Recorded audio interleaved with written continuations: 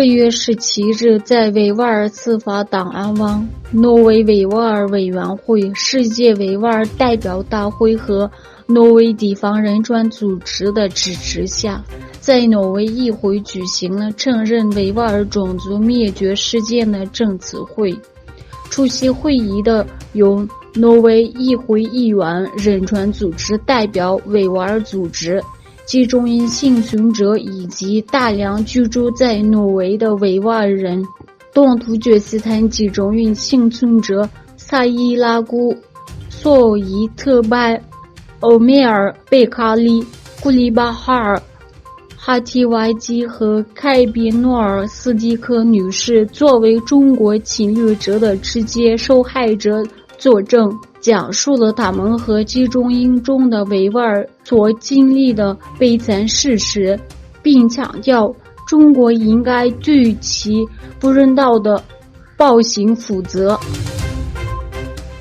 中国共产党第20次全国代表大会于2022年10月16日在北京开幕。维吾尔种族灭绝罪魁祸首，习近平在大会开幕词强调了安全的重要性。中共总书记习近平在报告中说，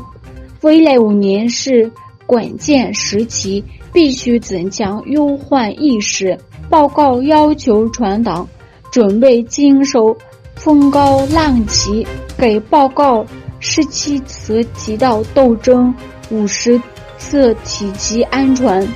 有学者认为，20大报告的基调是以斗争取代改革，安全取代开放。习近平重申他决心在全国范围内抗击中国病毒，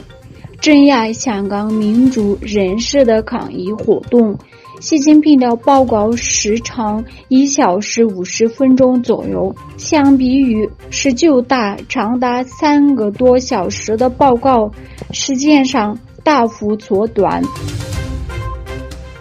10月16日，在国际东突厥斯坦组织联盟安卡拉中心举行了东突厥斯坦过去与现在主题讲座。据悉，讲座由东突厥斯坦学者联盟副主席斯拉基丁·艾兹兹和东突厥斯坦新闻与媒体协会会长阿布杜瓦尔斯·赫田组织。在土耳其部分媒体机构、民间组织成员和学生参加的会议上，埃尔根·艾克日姆博士介绍了东突厥斯坦的历史和现状。中共20大开幕当天，一群居住在英国的香港人在中国驻曼彻斯特总领馆外发起抗议，反对习近平连任，其后与疑似领馆人员发生冲突，有港人一度被拖进领馆范围内殴打。据报道，一批香港示威者在英国曼彻斯特的中国领事馆外抗议，期间有一次使馆人员冲出领事馆毁坏示威横幅，一名香港示威者一度被拖进使馆范围内，并遭传达交替，后被当地警员救出。英国警方已宣布针对昨天发生的这起事件展开调查。